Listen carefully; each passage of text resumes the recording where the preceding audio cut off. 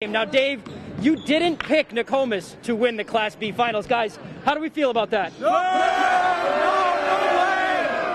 right, there is your answer. And Ryan, I know I'm supposed to be neutral here, but it was really hard not to feel happy for those Brewer kids. Football is back in Maine with the Black Bears opening up camp on Thursday. I remember last year you and Hunter came on, and you said something about you took Coach's truck here.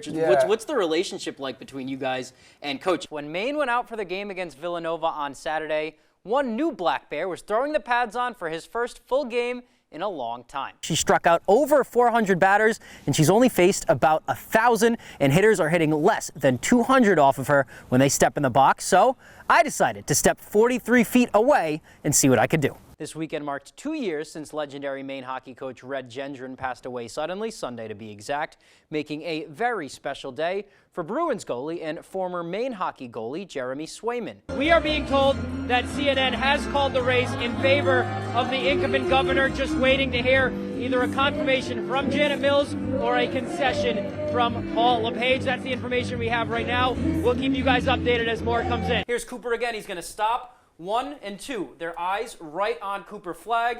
Bunch of open space right here in the center. And this new stadium marks the most significant investment in Maine field hockey since the program's inception. Last time Brewer and Skowhegan played, this game went to overtime and was decided by a lane violation on a free throw. So, I mean, these matchups couldn't get any better. Well, they've still got a couple more things to do this weekend, but if the weather holds, they'll be painting the lines and welcoming their rivals from across the river. Yeah, they are pounding opposing pitchers. They lead the America East in runs batted in, so we came here just to see for ourselves how dangerous the heart of this order is. Ready? Let's get after it. But that was the best game of the tournament so far. We still have those state games on Monday and Tuesday. I'm excited for those. For now, we will send it back to you guys in studio.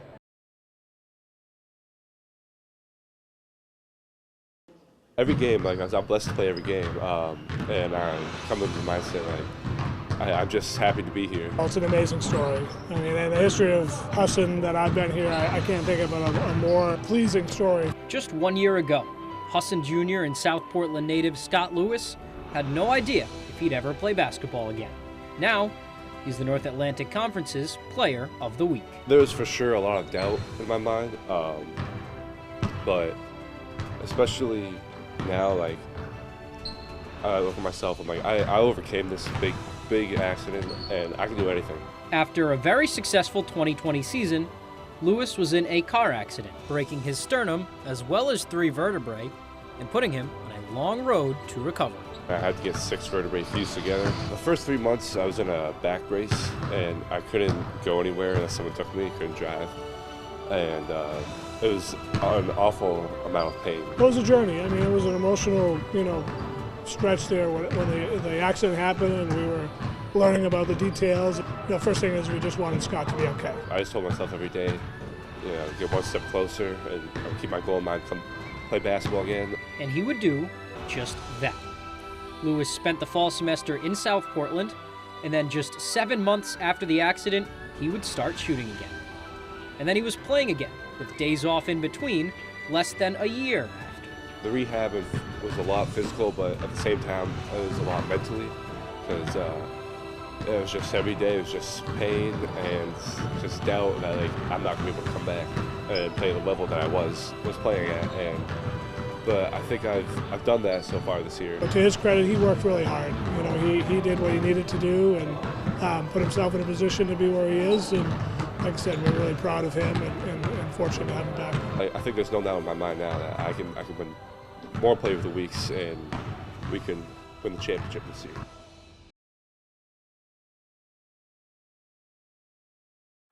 Winning 1 championship? Awesome. 2 titles? They'll call that a hot streak. Once you get the 3rd, then you become a dynasty. Oh, we're not talking about them. This story is about the Orono chess team. Would you call it a dynasty? Yeah. Yeah, definitely. Definitely. I think so, yes. The Red Riots have won 3 consecutive state titles, but this team's story goes back for more than just a few years. Me, Tommy, and Tristan have been playing together in middle school and beyond. And that depth really helps in team tournaments. We've been training since middle school for most of us, all together as a team. A lot of practices almost every day. And all that practice has paid off, where right now, Tommy could beat his dad while playing blindfolded. I feel like I'm in the best form of my life for chess. Tommy won the individual title this past year too, and on his way, he took down a familiar foe. That was a really hard tournament. Had to work hard to get there, had to beat some of my compatriots. I was 3-0 until the last round, and then I played Tommy, and then I lost against Tommy. I mean, I'm happy to lose against Tommy rather than someone else. The 6 members of the team practice in a unique way, sometimes going over endgame scenarios with few pieces on the board, or like this, speed chess, where they play their moves as fast as possible. And no, that video is not sped up. And it's that high-level competition behind the scenes that makes them so successful come tournament time. Our team definitely couldn't be as good as it is now if we hadn't been pushing each other for all these years together. But their practices aren't about winning or beating each other.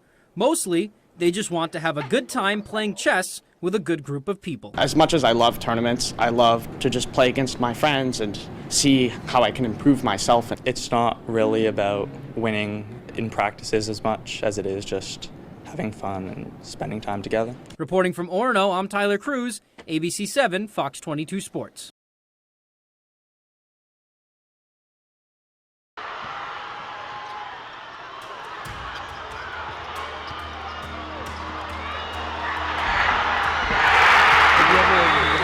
High school, junior high, TV, have you ever made a game-winning basket?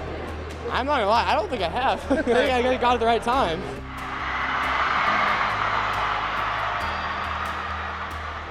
It felt like I was staring at the backboard for 20 seconds, and I thought I had to place it so perfectly. I didn't know what was going on.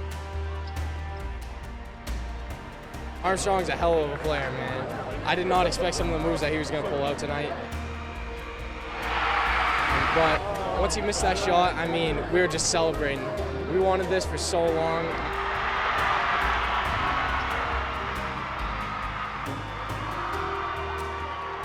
When I saw the shot, it looked good, and I was like, there's no way that can go in, right? And as soon as he missed it, it just, all the emotions hit. And I instantly just lost my voice yelling, and it was just an unreal feeling that you cannot describe.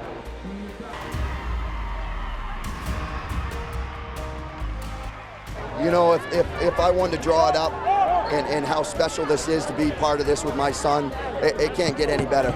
And I tell these kids, you know, we've been together for a long time, and I feel like these guys, all these kids are my family, and it's just a special moment for all of us.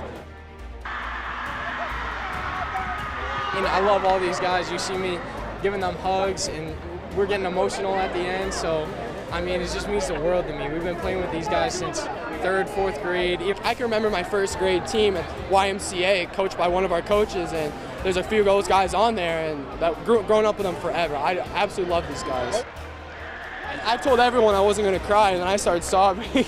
I was so excited. The emotions just were pouring.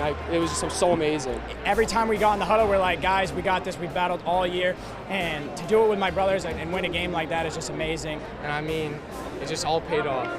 Really tough.